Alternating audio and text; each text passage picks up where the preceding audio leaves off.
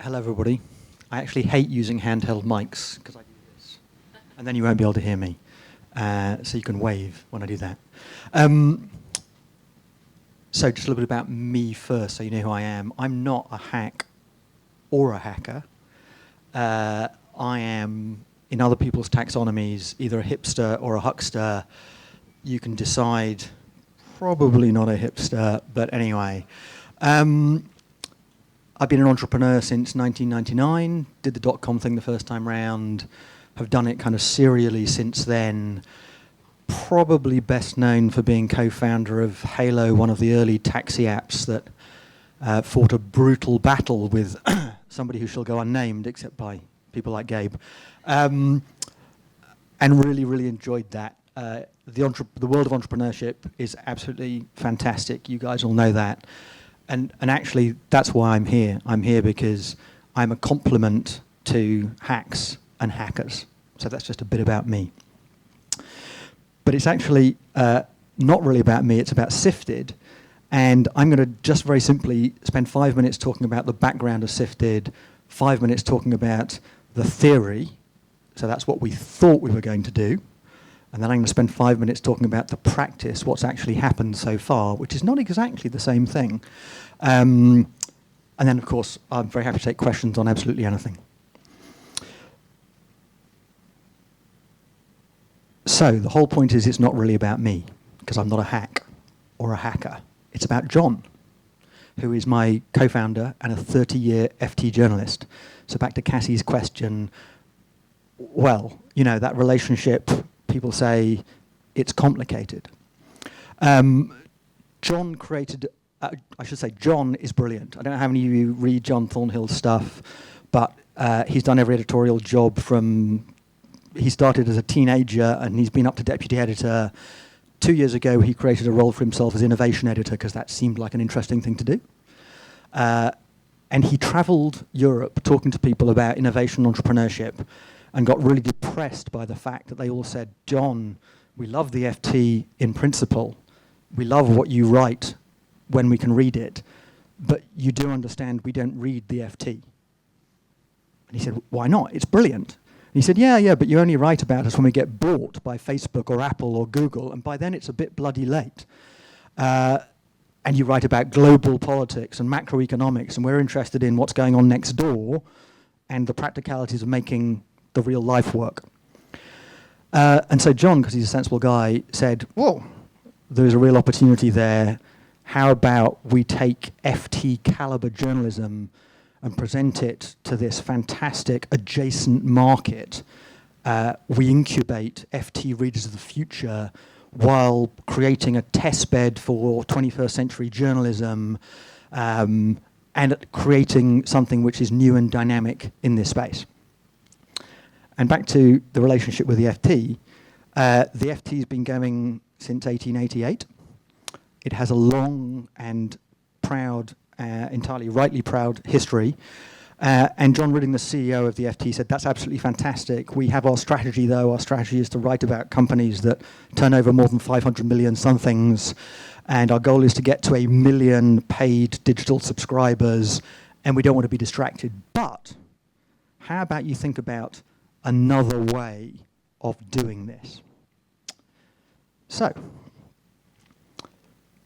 John went off and did the classic thing. He went on a Stanford evening course, Stanford Ignite MBA, and said, let's look at what the competitor environment looks at. And he quickly learned it's quite complicated. You all know that, all the people who put their hands up about being a hack, you see that. But what's really interesting about our space is the illusion of news, insights, blogs, information, and data.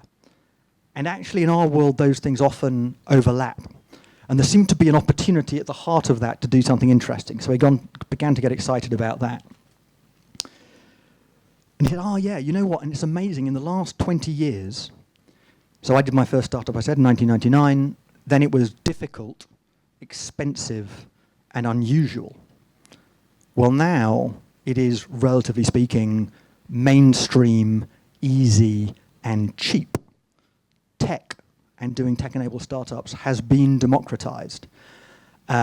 And at the last count, depending on whose numbers you use, 630,000 tech startups employing 3 million people across Europe, poorly served in Europe, particularly for high quality content. Because of that explosion of startups, it's no longer the truth that the only great startups are in Paris or Berlin or London. They're not. They're in Split and Tallinn and Nice and Cork, and every corner of Europe has got absolutely fantastic startups. And yet it's really hard to find out what's going on. There is a gap for richer data, for information, insight, and intelligence about that. And of course, many people, not us, I'm sure, not in this room, still talk deprecatingly about European tech.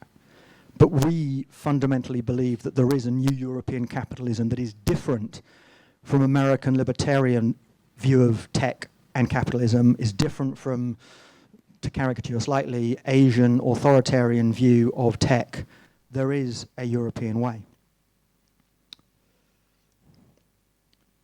So, John, having done all that, said, oh, okay, that's all great. I'm sure I can persuade the FT, but I actually need know how to run a business, which is where I got involved. And we went round that loop, John, me, and the FT, for quite some time. And I would like to compliment all the people at the FT who helped us develop the model for Sifted, who helped us understand why it would be better to do Sifted as a standalone, separate entity from the FT, to be dynamic, to be nimble, to be a startup. Not only in the old startup phrase to eat our own dog food, but to be our own dog food. And for all those reasons, we agreed with the FT that we would do this as a standalone business in partnership with the FT, with a brand license from the FT to use the FT brand, with the FT as a founding shareholder in Sifted, but with the kind of dynamism and nimbleness and agility that you absolutely need to survive in this world. And so we ended up with this mission to create the best news and analysis service for Europe's new economy, and to build from that the industry's most value-adding platform and community to accelerate the emergence of a new generation of startups. That is what Sifted is all about. So, that was the background. So what was the product actually going to be? So, the people that we are primarily writing for, to start with, are the startups, the incubators, the accelerators who are driving this system. But while they are absolutely fundamental to the future, they are what drives us all, there is a fundamental difficulty with them, which is they don't necessarily have lots of money. There is an ecosystem that wraps around that world that has also expanded enormously in the last 20 years. So in 1999, all the corporates were sitting with their fingers in their ears and their hands over their eyes going, la, la, la, la, la, la, la, la, this is going to go away. That is not true now. They're all desperate to get engaged with the world of tech startups. The same is true of the world of academia. The same is true of the regulators.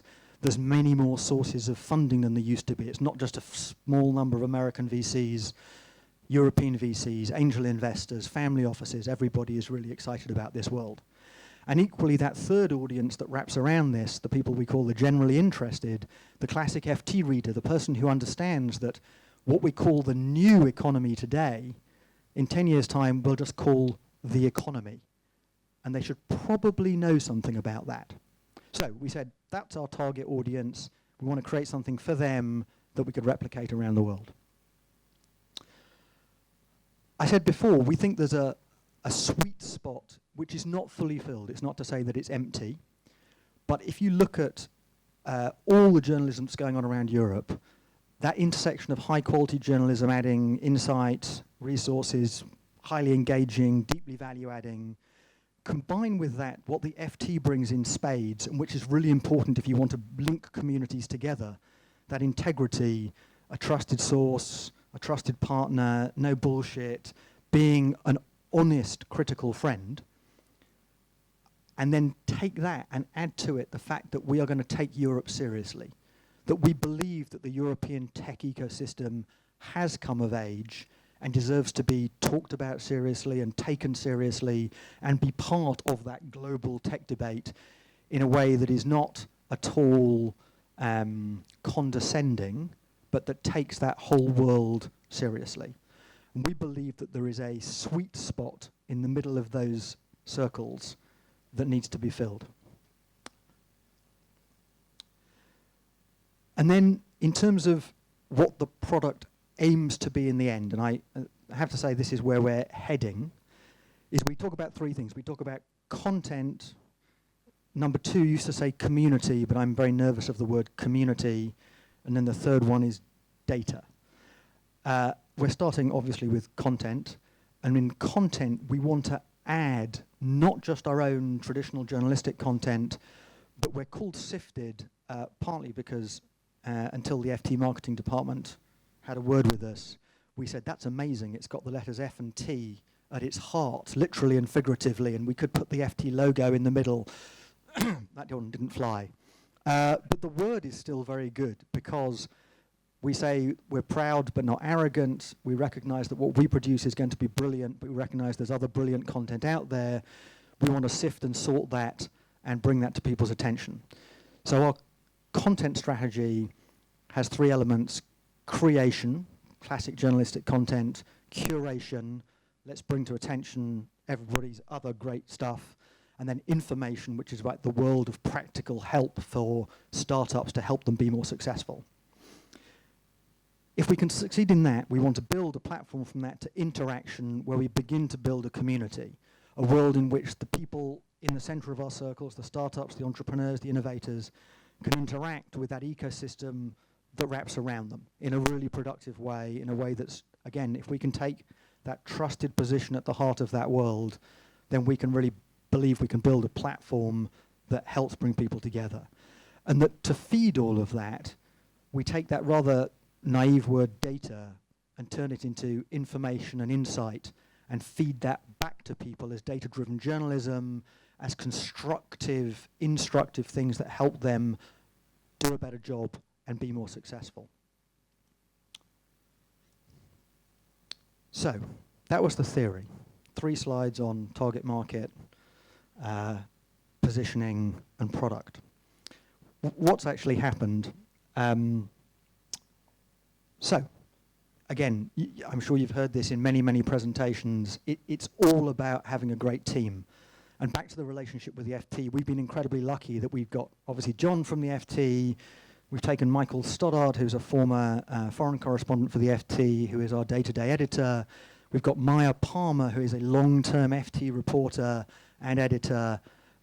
It is fantastic to have as your solid foundation people who know how to crack out a great story in half a day when they have to, but know how to create a fantastic in-depth piece of journalism across several thousand words and take a week about it, but end up with something beautifully crafted when they have to.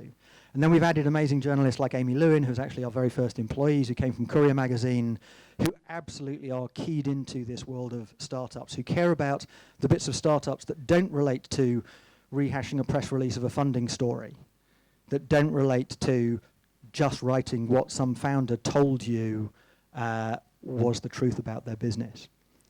We've been incredibly lucky. That whole team is amazing.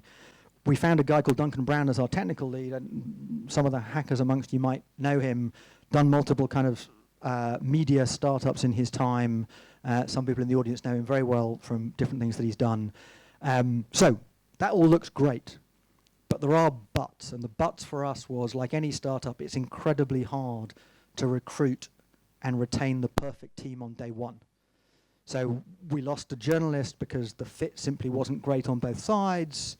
You know, we're doing a new kind of thing, that just didn't happen to work for them. Duncan, who I've left on the slide because he was our founding tech lead, then found what he called the perfect job, which wouldn't be my perfect job, but he went to work for the government. And you can't get over these things. You know, people will move on, but it was incredibly, incredibly hard. And I think one of the things that really helped us, you know, I left the advisory board on there really to say that when those kind of things happen, you need all the help that you can get. You need the biggest network you can get. You need all the help to replace those people as quickly as possible. So Great team, but really hard to do.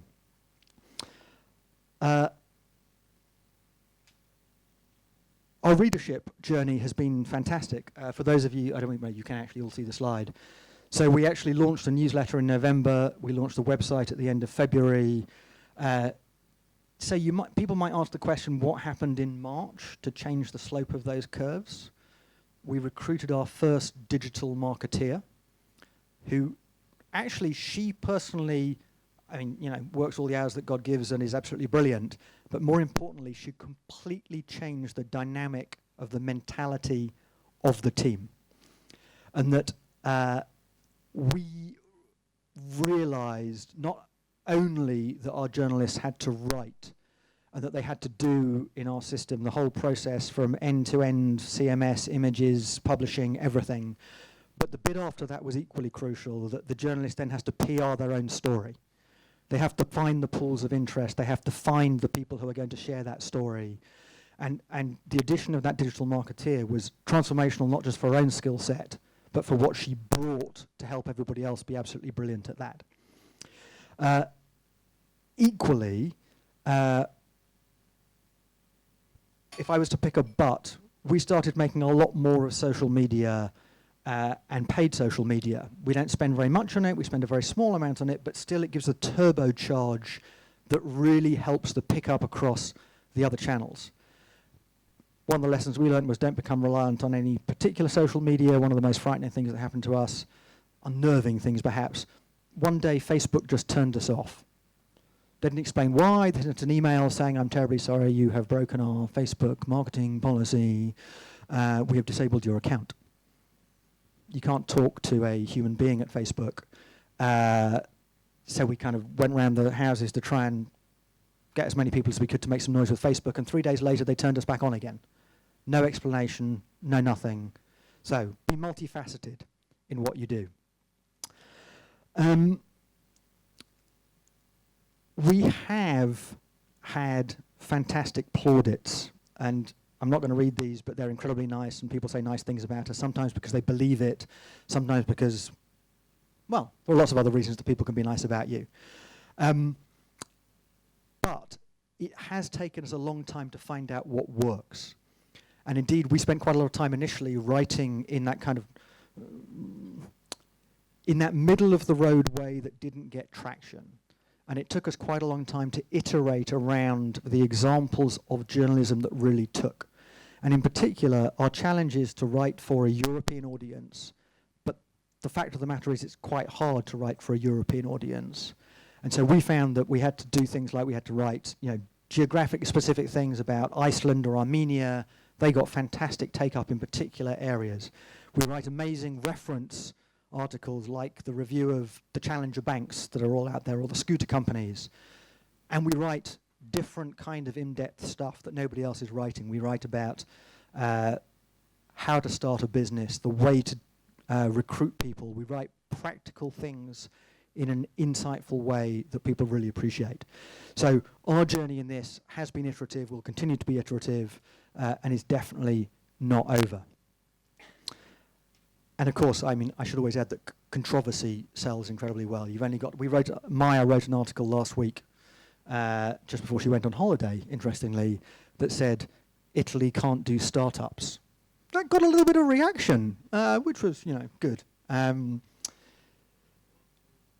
then just for the hacks in the room, our Sifted community site is in a kind of closed alpha. We've already got great people signing up to it. They're giving us great feedback about what they want to do. But what this is teaching us immediately is we built this tech stack to be quick and nimble. We built it on WordPress with a whole load of plugins. You can throw that stuff up and make changes to it and so on really quickly, really easily. But once you start trying to do more complex stuff on it, and a community platform is more complex stuff, you really recognize the challenges of what is coming at you. And we will have to take a decision quite soon about how we change that, how we move from perhaps a pure WordPress stack to a headless CMS. Again, these are things which you'll all be very familiar with. But when you're trying to move fast, these are really tough decisions. We have a tech team of about 2.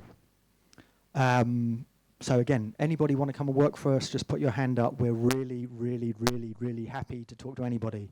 We'd love a tech lead. Actually, we're looking for a really, really hot tech lead. So this is my little, for the evening, one request, a tech lead. Brilliant company, very well funded, very well backed, great brand behind it. So, super excited, and just, I'll take as many questions as you want, but we think we're doing well. But equally, we think we've got a long way to go. So we use this slide with potential investors. We think of tech.eu and EU startups as our closest competitors in terms of people who are at least focused on the European market and talking about startups specifically. They've each been around for 6 to 9 years. We've been around for less than 1. We think those stats stack up pretty well. But on the right-hand side, we have TechCrunch. TechCrunch, obviously, not just European, but I've kind of parsed down their numbers, so that's just the Europe, Africa, Middle East number for TechCrunch. That kind of suggests to us we've got quite a lot of space to expand into.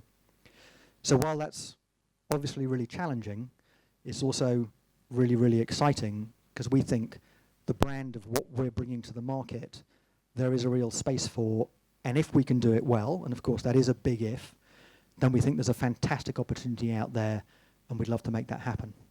Thank you very much. What's your revenue, he says. What's your revenue, where does it come from? And if you don't have any, where will it come from? It's a great question. I should have mentioned that in the things going well, things not going so well bit. No, I joke. We are deliberately pre-revenue. I actually say that seriously. We are deliberately pre-revenue because we really felt that we needed to build an audience before we tried to do anything in terms of monetization. But the question's a good one, and the answer is 3 things.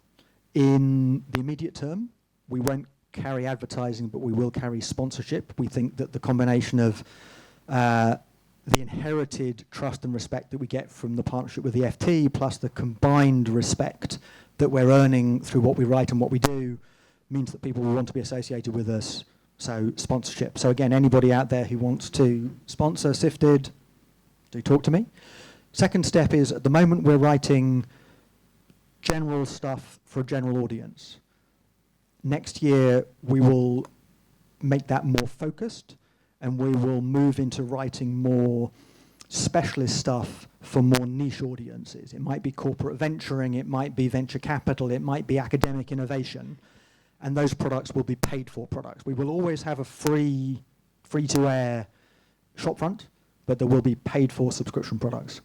And then the third element, which is most tentative at the moment because it comes later, is we believe that if we can create a platform that brings together startups and the ecosystem that wraps around them, then there will be opportunities to monetize within that, whether that be in some form of matchmaking or in terms of further sponsorship, or in prosaic things like jobs boards or events or things like that. But that will come later, because obviously you need not just a passive reading audience, but an engaged, interactive platform community. So that's the answer.